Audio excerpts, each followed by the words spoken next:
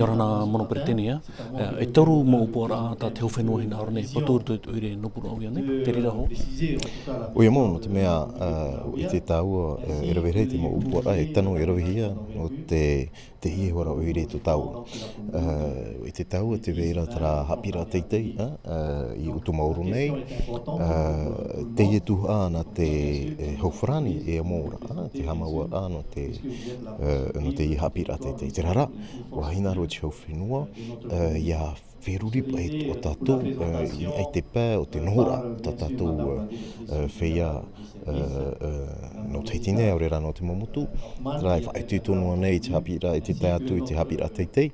No ria u whanho mai e te hauwhenua, te tei upua ano, te patura ia, wau ahuru matoru, whare o a api, no tō tātou nei mautamari, mō piahi.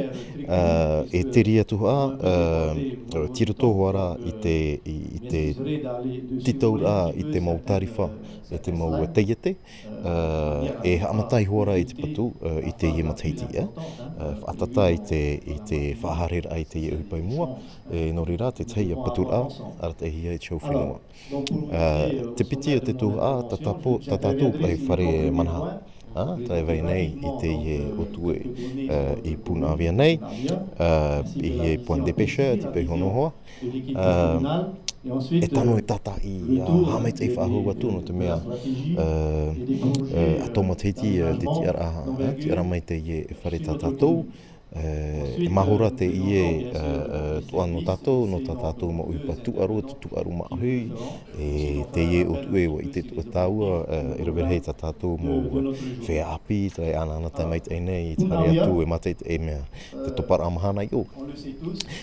No rira o whaatitu tātou nei peretiteni e te whaatere hau, e hapo anei te pro o te taere ma ahui, ia tata i a hamai te whahau atu, i te ie whare mana hata tātou, e opora te ie tiroto i te rima o te whea o te mau eiwana no te whaoti te mau whanor atoa e tano i a rawehia, e muri show, ti tauhia i te mau tariwha i ruto i tātou mō te iete, e hamatatua te ie opora, i te hope apa o te mateiti, au reira i te umwara o te mateiti i muri mai.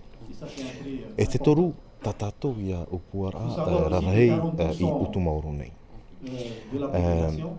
Wharoa no mātou i te parau, e te marata te ie hauwhenua, e te whakapura, e te ie opuara, o te mea i te tau whalosma, opuara rarhei te wherurihia, mātou atini pia te whanohia mai, no wharira i te maura tere. I te mara tātou, no te amo te rira mō puara. Te huru o te whanora te wherurihia mai, i roto i tō mātou hiora, ei te tano, te mea. Te whanau a teito, te mea ti tauhia, e whare i tātou te tei mo una nā rapa e mei, e nā rātou, e tūto rātou whawha, nā rātou tō ora e hoona, i roto i te ie upuara, e o rātou, nā rātou, e aratai te tātua rao, te mo whanau rao i roto i te upuara. Ei te tano. Wa tau i mātou, tūru o te whanau rao, e te aratai rao i te ie upuara. Te mea i nā ruhi e mātou, nā mua roa, ia nenehe, tātou mo te iete, e ia whao tātou mo te iete, tātou ia tamari, no te mau kiara hupa, e tano ia whaatupuhia, nā nenehe rātou, e o atu i ruto i te parau te patura, e te parau te whao hupa rā, i te ie mau rāwea, api tātou i wheruri nei. No ria, o tau i mātou, tūru o te whanau rā, wa tātou ahia, te ie upua rarhei, ho e hotera no te teite iete, ho e hotera no te teite iete, ho e whare anana te rā no tātou whiapi no te teite iete, hore mahora no te wharira e te maupai no te ho e te iete. Tātou ahia, te aura ia, wa opere mai te ia, te whauwha, e te ohipa no te tātuara, i unei hoara, ia, i rāpā. Te mea ina rohi e te whenua, te whea nā mua roa e whanau, whanau mai marito mai te ie upuara, tā tātou mō tawari. Tērā tūru, ai te tātou, ai te mātou i wharue, i veisho te pro o te ie upuara, wa tauira tūru o te whanora e te arateira. Namuaroa était patura était yehotera rarhei. Wa faoti te pretiteni no Kristane était tawana, so tatou nei oire, irave amu i te tei uhupa api, yanen he pa i te roar au te mau tuata papara, i te mau whainini rā no te ie patura rarhei, yanen he te ie mahora e whari to tātou nei hui rā tira no puna havia e no whaa, te mea tipu e hu tātou i whaa. Wa i te tātou e whenua ngen he mau, ngen he pā tātou e patu te tei mau patura no te whari rā e tā tātou mau utua whare, yanen he rātou e tāmei, te mau mama, te mau tamari, te hope ara, te hepe toma, nen he hapūtumiti, nen he e whaatupu te tei mau tuarura, nen he tua te oire no puna avia, whaatupu te tei mau rurura, tā tātou mau tātira, no te oire to tātou, i te whea hoa rātara e no hora, i uhono i te ie vai, rātou tra e mate e noara i te ie vai, te rara, o tā o tia hia, e aita rātou e whari whahu hia i ruto i te ie mahura. O tau i toa te arat eira, mai rito mai te hau whenua, o te mea, o i te tau, to tātou pritini, e tawana atoa. E te hinaro, te hohunu rao tōna hinaro, i arawe amu i tātou i tuhipa e te tawana no puna avia, i anen he to tātou hui ratira, e whanau i te ie mau maitei o te ie whenua. Te teira wea, te ie tupuna i te mana, te ie Forum des Entrepreneurs. Te aturi nei oe, e riro te rira i te whawhanau toa, te mawhatu te iete, te tepura amai, te tātou motore rea, no te patura e te mōpora e meni, i tō tātou whenua. Uia mau, me whawharo te ie huru whanau ami te ie turu, te wharereira, te mea e tano tō pā, ia wharere pine, tātou, tō whaatere ahu whenua, te morat ai no te uire to tātou, e te mau paoti no te mau te iete. Nā tū e paoti nei, e te mau te iete nei e te ie, aure rā tramera rei, te tātou ara. No te mea, ia tū ati mai te mau mana, ia tā mai te tātou poro, e mara mai te tātou poro, ai nei te mau upora ara rei, nei tō pai rātou, e whainei nei tā rātou mau te iete, ja nei tō rātou, e whaohipa tā rātou te iete, i roto i te tei patura, i roto i te tei rawea, i roto i te tei o perera tau i roto i te tei para. Te raura o te mau wahi tā rātou e nen he e amo, e riro te ie e whahutura o te ie whenua to tātou, e te ie ora oire to tātou. Noria, maruhu me te tawana, whainini rā, e te whaoti rā, e te rawera e te ie whanau rā tā tātou. E me te peu e tupua, e hoi tō mai, eo me te peu tito manhini hia mai, no te mea me whawharoa tātou e wharerei. Naro toi to tātou ho e rā, e riro mai e te manuia. Donc, 3 grands projets du pays verront le jour dans peu de temps dans la ville de Punavuia. Absolument. Donc, nous avons tenu à présenter ce matin d'abord le projet que nous avons sur l'université. Alors, l'université relève de l'État, nous le savons, c'est l'État qui est compétent. Par contre, le gouvernement souhaite participer au logement de nos étudiants, nos jeunes, qu'ils soient des îles, de Tahiti, qu'ils soient souvent de qualité modeste, qui n'ont pas beaucoup de revenus, ont besoin de se loger pour étudier dans de bonnes conditions. Donc le pays, combien même l'université relève de l'État, propose une extension donc, de la cité du logement en construisant 83 logements là. Nous en sommes à la consultation des entreprises pour avoir les tarifs, pour pouvoir lancer les... Et ensuite, nous lancerons les travaux. 83 logements. Il y aura même une quatrième phase qui sera possible après pour 90 logements supplémentaires. Donc ça, c'est un projet important qui pourra bénéficier aussi à des entreprises dans le bâtiment de Punavuia, sous-traitantes, et qui pourra surtout bénéficier à nos jeunes. Un deuxième projet concerne le musée de Tahiti et des îles, Te Whare Manaha, qui date de 1975. Donc ça date un peu. Il est grand temps de le rénover, mais au-delà de la rénovation, de faire des extensions, de pouvoir améliorer la qualité de l'accueil.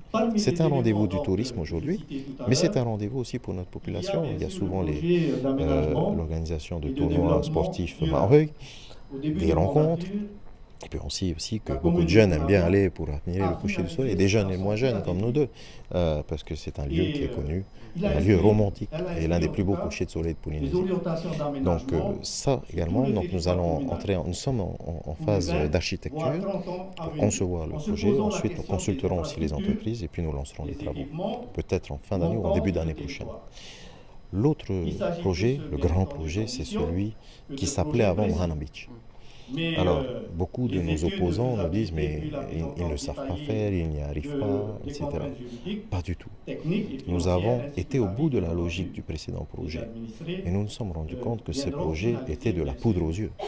Parce qu'en fait, aller chercher un monsieur à 250 milliards qui allait faire un projet de 4000 chambres d'hôtel, c'était démesuré, c'était impossible. On a vendu du rêve, ils ont vendu du rêve à l'époque.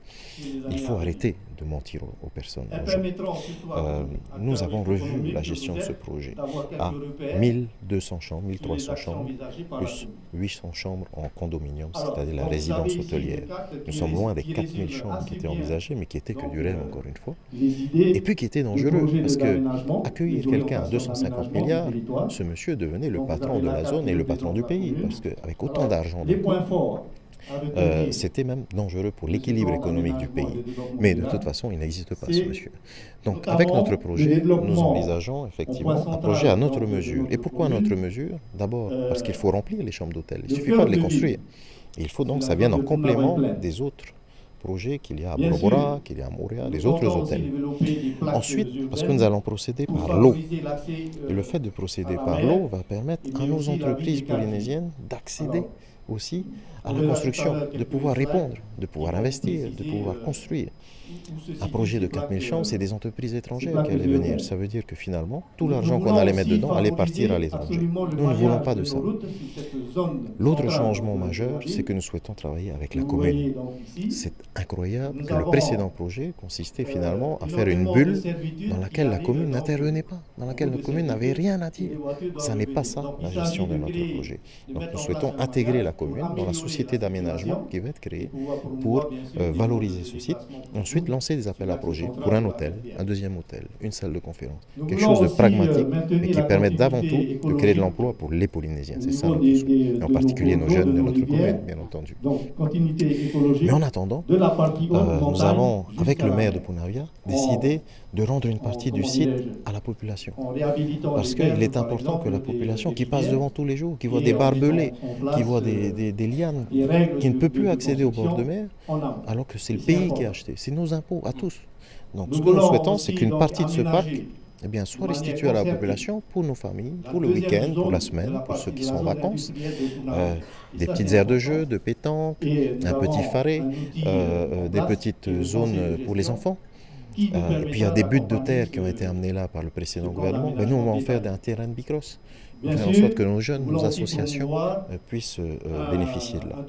Ça sera gardienné, ça sera nettoyé et ce sera sur un règlement intérieur, bien entendu, spécifique. Mais avec la commune, nous souhaitons pouvoir travailler pour que, enfin, tous ceux qui habitent d'ailleurs en face de ce site, qui contemplent ce bord de mer mais qui ne peuvent pas y accéder, puissent à nouveau en profiter. Mais le fait de mettre cette plage publique ne veut pas dire qu'on a abandonné l'autre projet comme j'ai pu l'entendre. Au contraire. Mais le temps des travaux et de la réflexion ont fait bénéficier la population. Alors, monsieur le vice-président, parlons maintenant de ce premier forum dans la ville de Punavia. Alors, c'est un des moyens aussi qui va créer des emplois plus tard? Je pense que c'est un rendez-vous important parce que ça permet aux chefs d'entreprise de connaître les projets qui arrivent, de préparer leur entreprise, de pouvoir répondre éventuellement à des appels d'offres ou des opportunités de travail. Parce que quand il y a une plage publique, ça donne l'occasion de venir louer des kayaks, de faire de la prestation de service, du gardiennage, de pouvoir du nettoyage. Enfin, toutes les entreprises peuvent être intéressées. Et donc, on va travailler avec la commune pour que les entreprises de Punavia puissent bénéficier de ces projets. Parce que derrière, c'est les jeunes qui pourront être employés, en tout cas les demandeurs d'emploi, jeunes ou moins jeunes, qui aujourd'hui sont en attente. Donc, cette rencontre est importante. Je remercie le maire de Punavia de nous avoir aussi invités. Ça nous permet aussi de rencontrer les chefs d'entreprise. Et je crois qu'il faut le faire tous les ans. En tout cas, si c'est renouvelé régulièrement, nous viendrons aussi pour présenter nos projets.